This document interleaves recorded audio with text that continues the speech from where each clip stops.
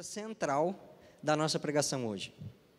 Não é por que você tem vivido, não é para quem, é diante de quem. E dentro desse conceito, a gente consegue ver que vários homens na palavra se perderam grandemente quando começaram a viver diante da expectativa de outros homens.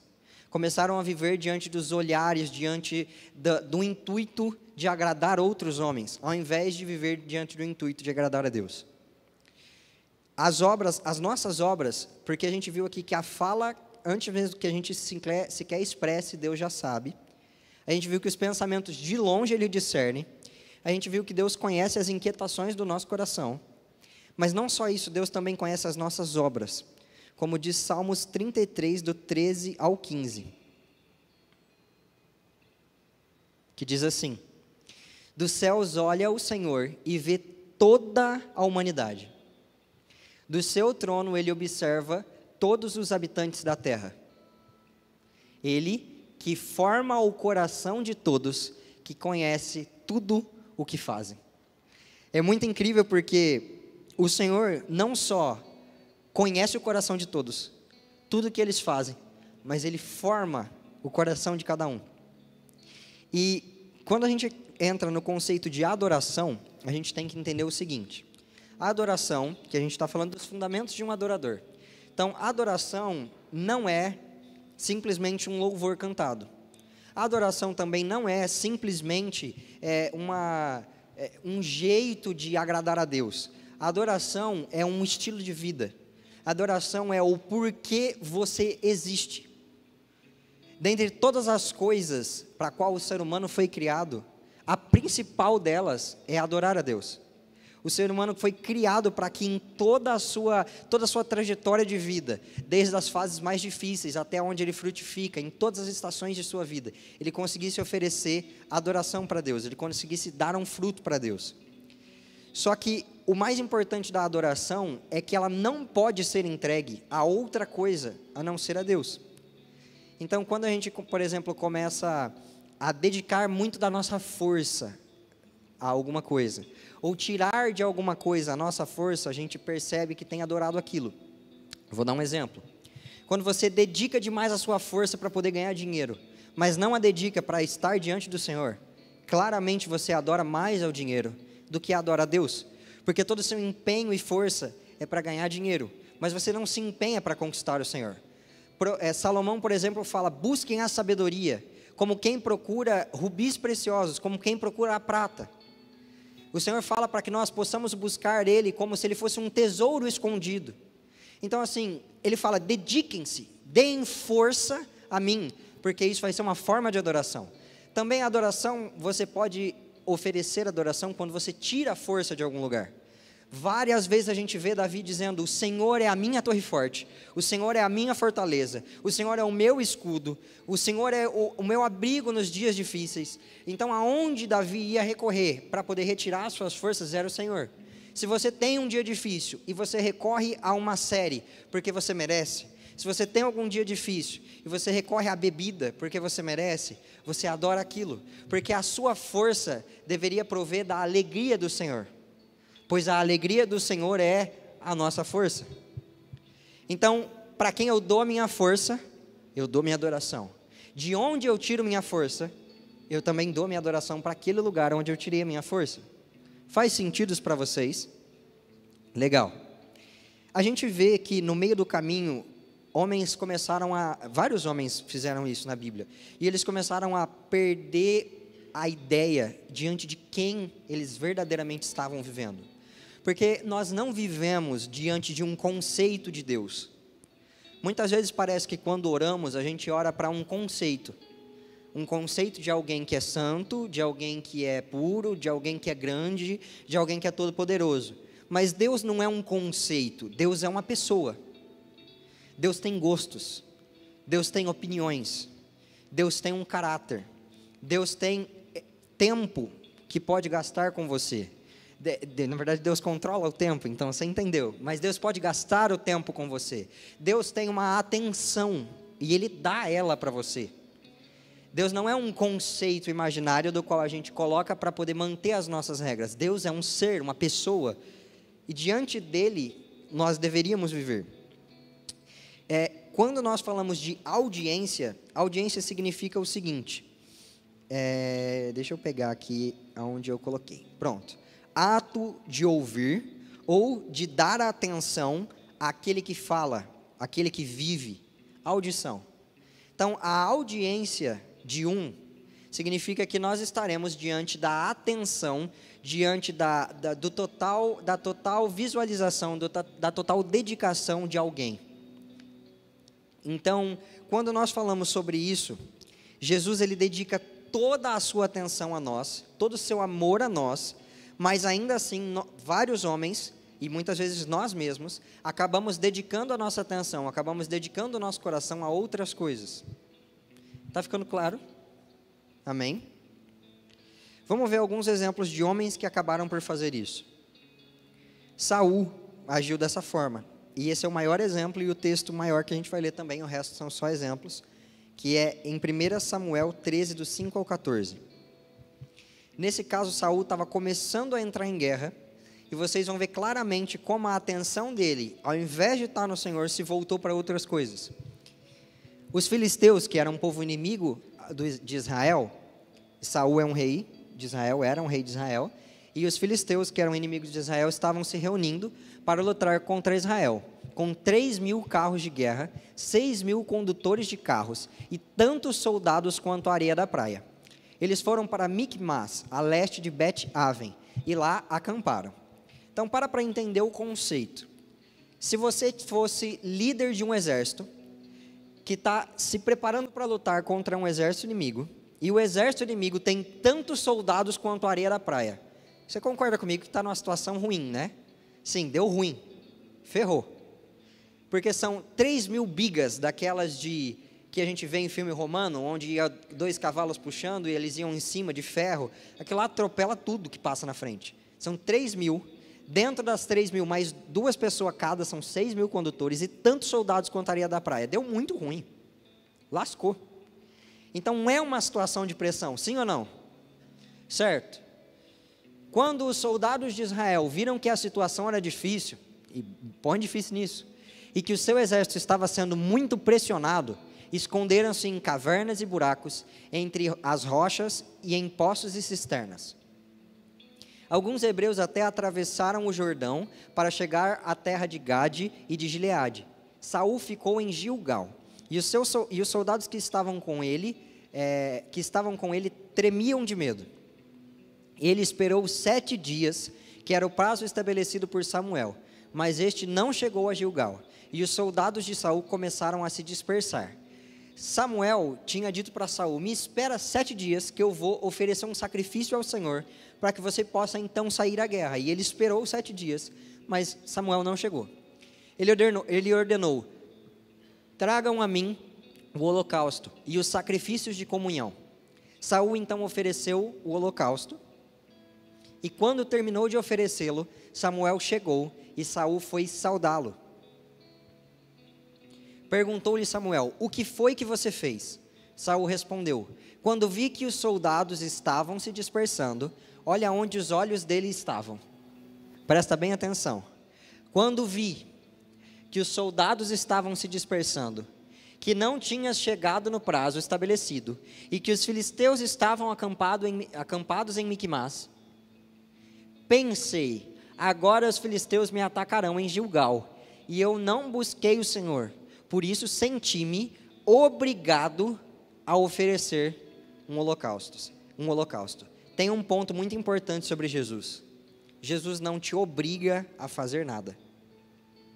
Deus nunca obrigou ninguém nas suas passagens, em nenhum momento da Bíblia, a tomar uma atitude. Deus sempre disse para o povo assim: se vocês me seguirem, eu farei isso, farei aquilo, eu multiplicarei os celeiros, eu farei descer vinho novo sobre vocês, eu prosperarei a sua terra, farei cair diante de vocês os seus inimigos. Porém, se vocês não me seguirem, então meu braço virá contra vocês e tudo mais. Deus nunca obrigou alguém a fazer alguma coisa. Nem no próprio jardim do Éden, onde só existia os seres humanos e Deus, ainda assim existia uma árvore onde eles poderiam escolher se eles queriam ou não o que Deus tinha para eles. Então, quando Saul se sente obrigado, a gente vê claramente que não pode ser ao Senhor que ele está adorando, porque Deus não obrigaria ele a fazer isso. Fora que os olhos dele, Samuel, você demorou demais. Porque os meus soldados estavam se dispersando demais. Porque o exército inimigo me atacaria. Mas em nenhum momento ele se preocupou com o que Deus realmente gostaria. Continua, por favor, para a gente poder encerrar. Disse Samuel: você agiu como tolo, desobedecendo o mandamento que o Senhor, o seu Deus, deu a você. Se tivesse obedecido, ele teria estabelecido para sempre o seu reinado sobre Israel. Mas agora o seu reinado não permanecerá. O Senhor procurou um homem segundo o seu coração e o designou líder de seu povo, pois você não obedeceu ao mandamento do Senhor. Então, literalmente, a atitude de ter voltado os olhos dele para outra coisa e adorado outra coisa, fez com que ele perdesse o reinado e entrasse um homem segundo o coração dele, que é Davi, que é o homem que estava dizendo agora: o que poderia eu fazer para sair da sua presença? Como eu fugiria de ti? Foi esse cara que foi colocado no lugar de Saul. Outros homens que também perderam a percepção diante de quem eles estavam vivendo. Por exemplo, Ananias e Safira.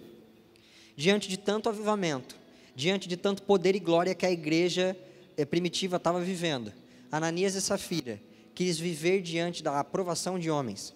E eles venderam uma propriedade da qual eles eram donos. Eles não precisavam ter vendido. Eles venderam e decidiram ofertar. Isso é um ato nobre. Mas eles chegaram e falaram assim, reteram uma parte do valor, chegaram diante de Pedro e falaram: aqui está tudo que a gente conseguiu pela venda. Era uma mentira. Não era 100%. Eles poderiam ter chegado e falado: olha, aqui está 50%, aqui está 10%, aqui está 1% do que eu consegui pela oferta. Mas é porque eles não queriam ofertar ao Senhor. Não era adoração que eles estavam prestando. Eles queriam aumentar a sua credibilidade com os homens. Vou mostrar para Pedro e para todos que eu também dou muito, que a minha oferta também vale bastante, que o que eu faço também é santo, porque eu quero aumentar minha posição aqui diante da comunidade. Os dois morreram, tanto Ananias como Safira. Outra pessoa que também agiu assim foi Gideão. Gideão ouviu a voz do Senhor e falou: não, o Senhor falou para ele: vai, salva o meu povo, livra o meu povo dos midianitas. E assim Gideão fez. O tempo todo da sua vida ele viveu como um homem íntegro, diante daquilo que Deus gostaria. Assim que ele ganhou a batalha, que ele conseguiu a vitória, que ele ultrapassou os seus inimigos, os homens falaram para ele, todos os homens de Israel: reine sobre nós, seja o nosso rei. É uma proposta tentadora. Você conseguir fazer o que você quiser, ter toda a riqueza do país, ter todo o benefício acima da lei. Mas ele falou: não reinarei sobre vocês, nem meu filho reinará. Eu só peço que vocês me deem um brinco de ouro, cada um de vocês, dos despojos que vocês conseguiram. O cara juntou esse brinco, fez um colete sacerdotal de ouro. Ele não era sacerdote. Colocou esse colete sacerdotal na cidade dele. E a palavra diz um versículo para baixo, que isso foi pedra de tropeço para Gideão e sua família. E toda a cidade e os israelitas se prostituíram diante daquilo. Quando nós tentamos e voltamos os nossos olhos a objetivos maiores do que adorar a Deus, a gente erra. Sabe por quê? Quantas vezes a Bíblia coloca Deus como nosso noivo? Vamos parar para pensar. Cantares coloca Deus como nosso noivo. Apocalipse coloca Deus como nosso noivo. O próprio Jesus disse: olha, eles não jejuam agora, porque o noivo está com eles. Quando o noivo for tirado, eles jejuarão. Até o próprio Jesus deu esse paralelo, certo? Quando você tira os olhos da sua esposa, do seu marido, e começa a olhar para outra coisa, já deu errado. É ou não é? Quando você para de se saciar com aquilo que você tem, e começa a voltar os seus olhos para outras coisas, você já pecou. Quando os seus olhos, seu objetivo é assim: agora eu vou fazer o meu secreto, porque senão minha esposa vai brigar comigo, porque eu preciso parecer um homem de Deus para minha esposa. Não, você não precisa parecer um homem de Deus para sua esposa. Você precisa ser um homem de Deus, porque Deus te chamou para ser um. Quando você fala assim, eu vou orar aqui porque eu preciso ter uma direção para o meu ministério. Não, você não precisa ter uma direção para o seu ministério. Você precisa ser alguém que segue o caminho. E seguindo o caminho, você nunca vai estar perdido. Porque Jesus disse, eu sou o caminho, a verdade e a vida. Dentre todos vocês aqui, levanta a mão comigo. Você prefere parecer rico ou ser rico? Quem prefere ser rico, levanta a mão. Porque parecer rico vai te acabar com muitas dívidas. Mas ser rico, você pode andar com a roupa mais simples do corpo. Quando precisarem do teu poder aquisitivo, você tem. A verdadeira vida de abundância você vive. Agora você quer parecer um filho de Deus ou você quer ser um filho de Deus? Porque enquanto você viver diante da audiência dos homens, você não conseguirá viver diante da audiência de Deus, diante da audiência de um. Você não foi criado para ser espetáculo para homens. Você foi criado para ser oferta para o Cristo. Quando você sobe aqui e fala, eu vou tocar porque esse refrão vai fazer com que a galera curta. Cara, e daí? É pela galera que você aprendeu a tocar? E é para isso que você sobe com a sua guitarra, com o seu violão, com a sua bateria? Porque se for, cara, não sobe mais. Você está se prostituindo. Não é para isso que você foi formado, não é que Deus te deu o dom para isso, não, ignora o teu dom. Deus não ama você pelo dom, Deus ama você pela forma que o seu coração expressa quem você realmente deveria ser. Deus ama que eu pregue, mas não é porque eu prego bonito, eu prego inferior a, sei lá quantas mil pessoas, mas é que Deus me chamou para fazer isso agora. Então, dentre tantas outras coisas, é o melhor que eu poderia dar, é muito pouco, mas é o meu melhor, e Ele aceita, e Ele ama. Quando eu entro no secreto, eu posso cantar com a voz mais taquara rachada possível. A presença de Jesus vem, porque Deus não vem por talento, Deus vem pelo coração. A palavra diz em Salmos 51, 16, 17, que Deus não deseja sacrifícios, senão a gente poderia trazer. Deus deseja um coração contrito e quebrantado. Aí o que acontece? Saul começou a olhar para os seus liderados. Os meus soldados estão dispersando. A obra que eu tenho que fazer é grande demais. Vou buscar a Deus. Só que o sacrifício de comunhão que ele fez foi por obrigação. Por favor, alguém aqui já foi para ter comunhão com alguém? Tipo, comunhão com a sua esposa, comunhão com o seu amigo por obrigação? Foi gostoso? Não faz sentido nenhum. A comunhão deveria ter envolvido o prazer de estar, não a obrigação de estar. Quando a gente entra no nosso secreto, a graça do secreto é porque Jesus está lá, não porque eu preciso ir para alcançar alguma coisa. Até quando você vai preparar uma palavra, você entra no secreto mais para que Deus prepare o pregador do que para o pregador preparar a palavra, porque a palavra é a mesma e sempre será, mas o pregador é que precisa ser moldado. É necessário que as letras das Escrituras não sejam decoradas na nossa mente, mas escritas no nosso coração. E isso só acontece quando a gente, ao invés de tentar memorizar para impressionar a homens, a gente começa a viver para agradar a Deus. A audiência de um envolve o fato de que você vem aqui na igreja não para te satisfazer, como para você sentir que tem uma moral mais elevada, ou para você sentir que está indo para um caminho melhor. Você vem aqui na igreja porque você foi salvo pelo Cordeiro, e agora você tem acesso ao amor dele, você faz parte da família e da Trindade, da família da Trindade. Você pode ser filho de Deus Altíssimo, você pode ser noiva do Cordeiro. Você vem aqui para oferecer o seu culto a Deus, não por qualquer outro motivo. Quando a gente se senta para ouvir a palavra, é para que a palavra molde o nosso coração e o coração seja entregue como oferta. Quando a gente se levanta para adorar a Deus, não adianta a gente levantar as mãos se não tiver erguido dentro de nós um altar de adoração. Não adianta a gente dobrar os nossos joelhos, senão a gente não se prostrar de verdade diante do Cordeiro. De que adianta eu falar que eu amo, se eu não amo? De que adianta eu falar que eu quero, se eu não quero? Jesus, não é como se você estivesse vivendo diante da audiência das pessoas que te cercam. Quando você adora aqui dentro, por exemplo, se Jesus falar, rola agora uma cambalhota no corredor. Cara, rola. Porque não é para as pessoas que estão em volta. acharem que você é são ou que você é louco, acharem que você é certo ou que você é meio doido da cabeça. É para a glória de Cristo. Então, se um dia você estiver aqui, Jesus falar assim, vai lá na frente, começa a pular que nem um doido, faz, porque é para Ele a oferta. A audiência é de uma pessoa. Eu quero que vocês entendam aí, eu não vou conseguir continuar explicando se vocês não fizerem essa dinâmica comigo. Então, vamos para a dinâmica, que era mais para o final da palavra. Nem perguntei que hora que era para acabar. Que hora que é para encerrar, que eu não sei? 9h30? Ixi, não, então tá tranquilo.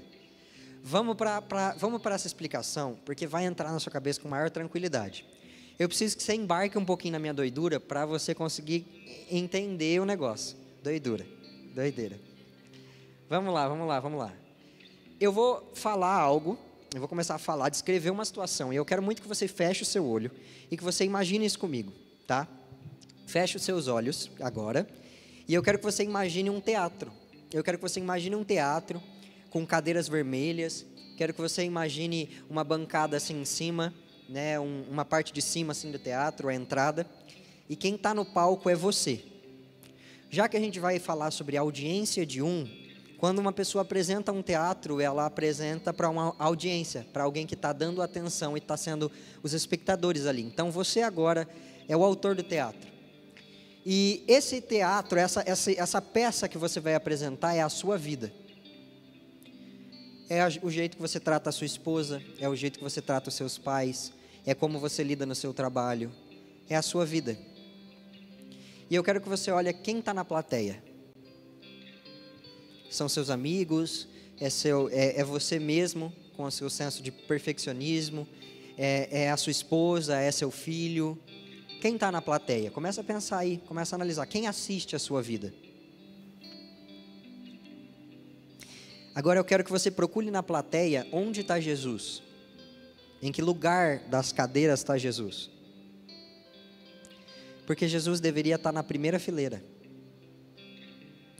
Ele deveria ser, na verdade, o único dentro do teatro. Porque Jesus é o dono do teatro. Foi Ele que comprou o teatro. Foi Ele que permitiu que você apresentasse a peça. Por que tem outros assistindo a sua peça que não Jesus?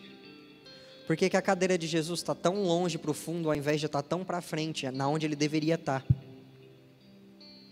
Agora eu quero que você analise comigo qual que é o preço do ingresso para assistir a sua vida. Porque às vezes você está cobrando super barato.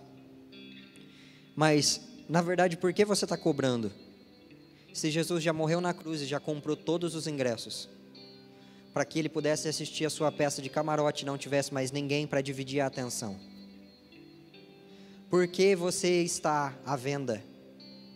Se Jesus já comprou todos os ingressos, todas as cadeiras estão com uma plaquinha escrito Jesus. E se tem outra pessoa dentro do teatro, tem alguma coisa de errado. Porque a sua vida não foi forjada para que você apresentasse ela diante de homens. Você deveria viver diante da audiência de diante da audiência da Trindade, cara. Pode abrir seus olhos, por favor. Cara, quem aqui quer consertar esse teatro? Colocar esse teatro no lugar certo? Quem aqui quer parar de viver diante da aprovação de homens? Porque os homens vão te julgar pelas suas atitudes, mas Deus te julga pelo teu coração. Davi era só um pastor de ovelhas, mas Deus disse assim: eu não vejo como os homens veem, eu vejo o coração. Não existe um ser que vai te entender melhor do que Jesus. E a sua peça, como você está apresentando ela, não precisa ser perfeita, não precisa ter frases decoradas, não precisa ter o melhor figurino, não precisa ter a melhor performance. Não é uma peça da Broadway, mas não tem problema, porque você não vai passar vergonha diante dos homens, porque a audiência é de um só, e Jesus não vai se envergonhar. Jesus assiste a sua peça como um pai bobo assiste a peça da criança na escolinha. É tudo torto, está falando tudo errado, é só bobinho, mas ele está com os olhos brilhando de paixão por vocês, correndo lágrimas e falando: é a coisa mais linda do mundo, eu amei ter criado isso aí, eu amei ter criado esse serzinho, eu não vejo a hora de acabar a peça para eu poder dar um beijo nele. O que você acha que Jesus espera quando acabar a sua vida? você não, tudo vai fazer sentido quando você começar a apresentar a peça para uma pessoa só que você precisa enxotar para fora todas as outras pessoas que estão sentadas no teatro, que não são Jesus. Porque você nasceu para servir ao Senhor. Vamos parar para pensar. Quando o homem foi colocado no jardim, a ordem que foi dada para ele é: eu quero que você lavre e cuide do jardim. E a palavra no hebraico significa adorar, basicamente. Significa que com a força do trabalho, com o empenho que ele teria ali, ele adoraria a Deus. Mas quando, pela primeira vez, Adão voltou os olhos dele, tirou os olhos dele de Jesus e começou a olhar para o plano de carreira dele, então aqui eu vou conhecer mais, eu vou saber mais e eu vou ser como Deus. Tá, legal, então eu vou por esse caminho. Adivinha? Ele perdeu tudo que ele tinha. Quando ele começou a tentar apresentar uma peça que não era diante de Deus, mas era para a glória dele mesmo, deu errado. Faz sentido isso para vocês? Você não precisa, sabe quão libertador é isso? Eu vou te contar. Você não precisa pregar igual ao meu pai, porque a sua peça não é a do meu pai. Ele apresenta a peça dele, você é a sua, vocês nem sequer estão na mesma peça. Então, você não precisa se parecer com ele, porque não é ele que você está seguindo, você está seguindo Jesus. Se meu pai está seguindo Jesus, então siga ele também. E eu acredito que está, por isso que eu estou seguindo.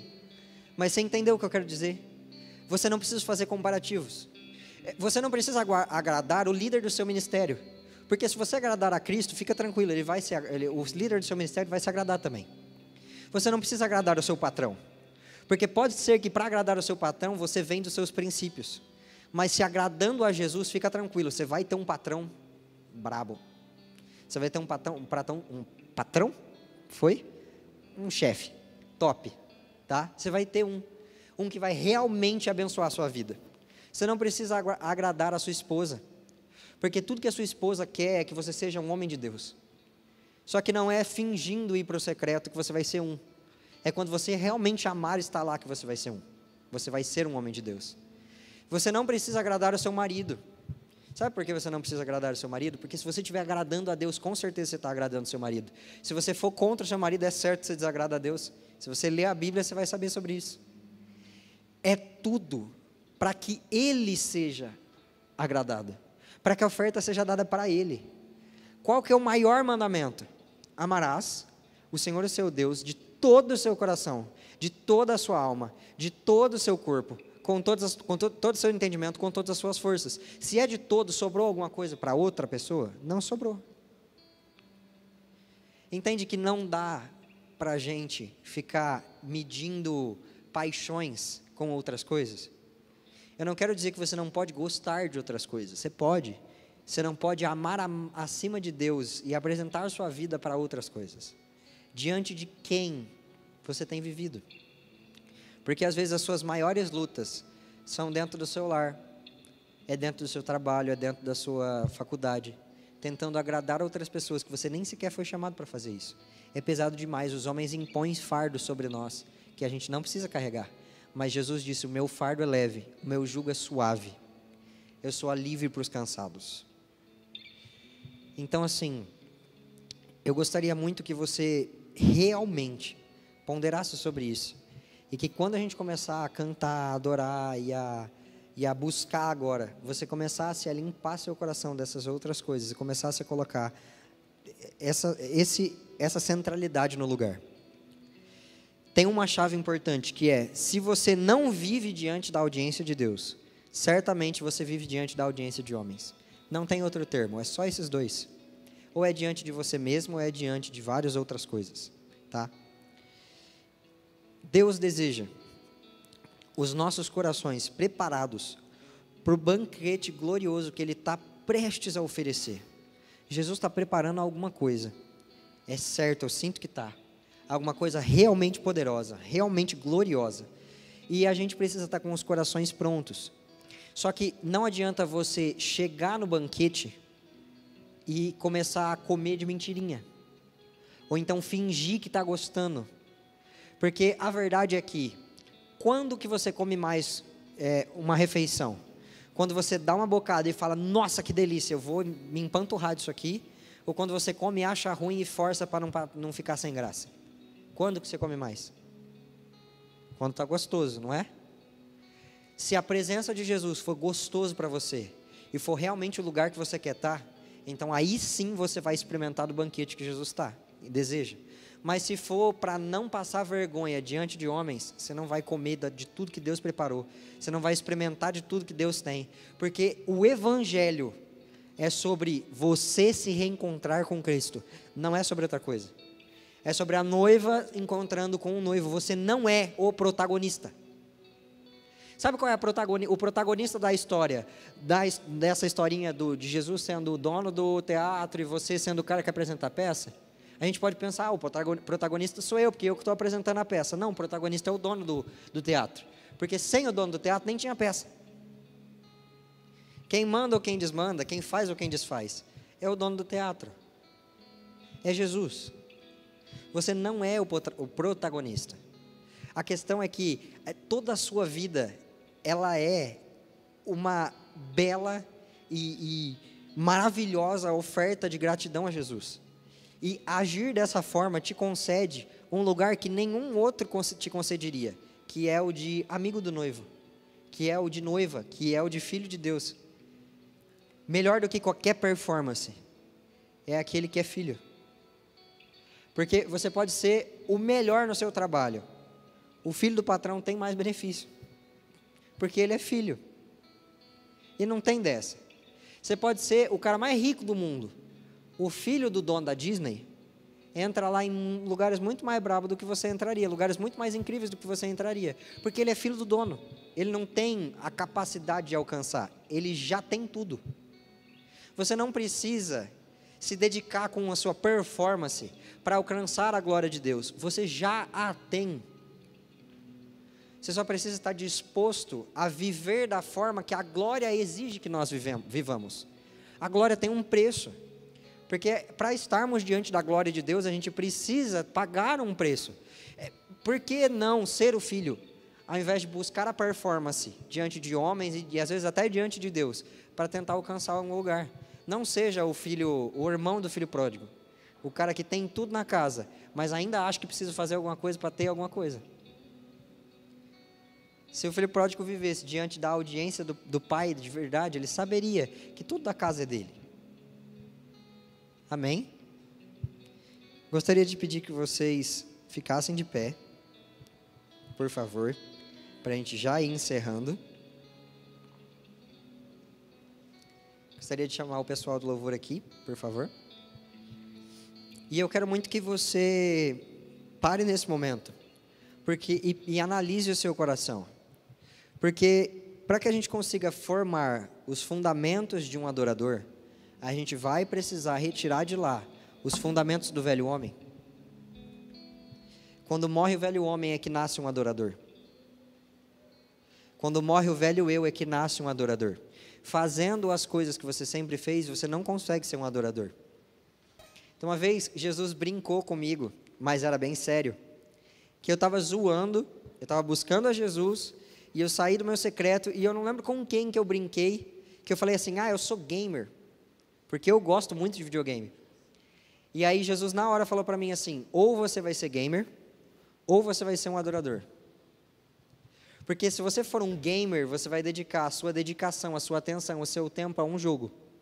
Ou você dá isso para ele, ou você dá isso para mim. Aí eu decidi só jogar videogame às vezes e ser um adorador. Porque é melhor do que ser um gamer e perder a Jesus. E você? Você quer ser o quê? Você quer ser o mais top do seu ministério? Você quer ser o melhor do seu trabalho? Você quer ser o que sempre está certo? Você quer ser quem? Porque ou você vai ser o que você quer, ou você vai ser um adorador. Porque o adorador é o cara que oferece a sua vida como oferta a Jesus. Então, ou você vai ser o que você quer ser, ou você vai ser o que Jesus te chamou para ser. Sua vida é uma oferta de gratidão a Jesus. Só que eu nunca perdi de Jesus, você acredita? Ou, melhor, nunca ganhei de Jesus, você acredita? quanto mais eu ofereço, mais Ele me entrega. Aí eu vou lá e ofereço cada centavo do que eu tinha ganhado, porque Jesus tocou no meu coração que eu deveria ofertar aquilo, e Ele me abençoa financeiramente. E aí eu dedico cada centavo, cada minuto do meu tempo, e aí Ele prospera o meu dia. Aí eu gasto cada gota do meu amor com Jesus, e Ele me enche de tanto amor que eu saio abraçando as pessoas. Toda vez que eu dou para Jesus, parece que as coisas multiplicam em mim. E eu gasto minha alegria com Jesus e Ele me enche de alegria. Eu gasto meu prazer com Jesus e Ele me enche de prazer. E parece que eu não perco, ou não ganho, porque Jesus sempre, sempre, sempre, sempre dá mais. Então eu fico pensando, se eu como adorador der toda a minha atenção para uma única pessoa, der toda a minha audiência para uma única pessoa, o que essa pessoa vai fazer por mim? E a palavra diz que os seus olhos estão voltados para nós. Cantares diz que um só movimento do nosso coração faz com que os olhos de Jesus se voltem para nós, e o coração dele chega a errar as batidas. Não é isso que está escrito, mas ele chega a ser, fala que ele chega a estar perturbado de amor. Chega de dividir a atenção com coisas fúteis, sendo que toda a atenção deveria ser do rei. O rei entrou na casa, cara. E se tivesse de verdade um rei entrando aqui, tocando trombeta, com roupa, com um pedacinho de ouro e tecido caro, todo mundo daria atenção. Mas quando o rei dos reis entra aqui, a gente fica pensando no que vai comer depois. A atenção é para ele, a oferta é para ele. E por isso agora eu quero que você relembre do seu teatro. E eu quero que um por um você vá tirando essas pessoas de dentro do seu teatro. Tira a sua casa do seu teatro, tira a sua esposa, o seu marido, o seu patrão, tira os seus objetivos ministeriais. Não é para você ser o melhor guitarrista da cidade, não é para você ser o melhor ministro de Rio Preto, não é para você ser a melhor igreja de Rio Preto, é para que a glória de Deus toque a nossa cidade, é para que a glória de Deus e o nome dele seja engrandecido aqui. É tudo para a glória do Cordeiro, nada sobre nós. Jesus coloca no meu coração que tem gente que tem medo de entrar na audiência dele, porque acredita que Deus é um pai julgador, porque acredita de verdade que se viver da forma que vive diante de Deus, ele vai condenar você. Mas a verdade é que a palavra diz que quando nós éramos inimigos de Deus, ele morreu por nós, e pelas suas pisaduras fomos sarados, pelo seu sacrifício fomos libertos. Jesus já te conhecia, sempre sobre o seu coração, e ainda assim te deseja. Jesus não quer observar você para poder te condenar. Jesus quer observar você para mostrar que a atenção e o amor dele é o que você sempre buscou.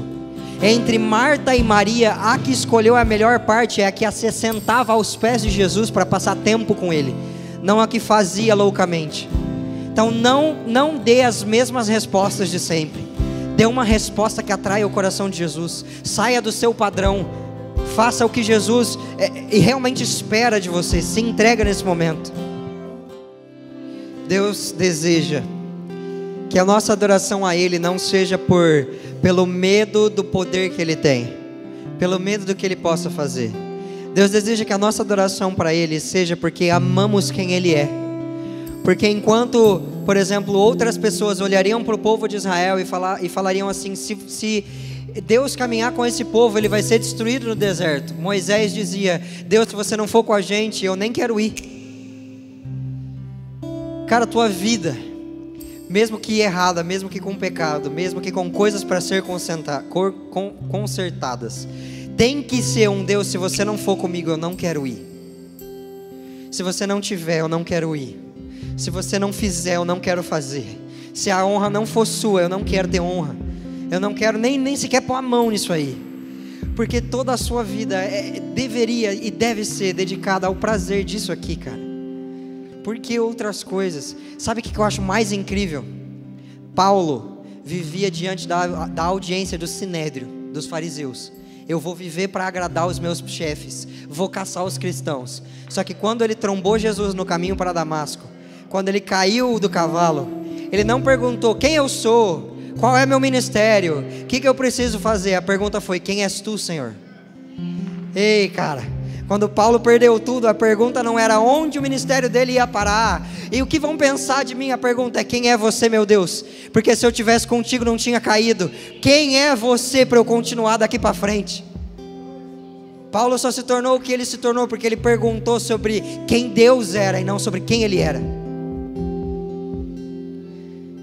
Cara, seja um grande homem sendo um grande adorador. Amém? Amém? Eu sinto muito fortemente que Jesus, esse é o ano que as coisas vão ser abaladas. E eu sinto que Deus, Ele gosta de homens abalados. Porque os homens abalados, os vasos de barro que estavam certinhos quebraram. E dá espaço para o oleiro entrar. Porque os homens quebrados, eles expõem suas fraquezas. Algo quebrado tem uma fraqueza. E a palavra diz que é nessa fraqueza que se aperfeiçoou o poder de Jesus. É na minha carência mesmo que Jesus aparece. É quando minha mão falha que Jesus cresce. É na minha incapacidade que eu posso realmente adorar Jesus. Esse é o paradoxo da graça. Porque eu posso chegar diante da audiência de um rei e ter dele toda a atenção, sendo que sujo e impuro como eu sou, eu deveria ser castigado. Mas eu não sou. Nós somos como Esther, que chega diante do rei, que nem é do povo dela, e ele diz: o que você quer? Meio reino eu te dou. Nada tenho, mas ao mesmo tempo eu tudo tenho. Nada mereço, mas ao mesmo tempo tudo Ele me dá. Nem merecia ser amado, mas ao mesmo tempo sou muito amado. Eu era órfão, mas eu sou adotado agora, então não faz sentido algum. Não é para fazer sentido a adoração. É para ser uma oferta para Jesus. Amém? Jovens, eu encerro, alguém sobe. Eu quero muito convidar vocês para estar aqui nas próximas 2 quintas, para que, cara, Jesus cate você na curva mesmo, e você consiga começar a oferecer para Ele a adoração que Ele merece. Com certeza você vai ser muito feliz fazendo isso. Amém?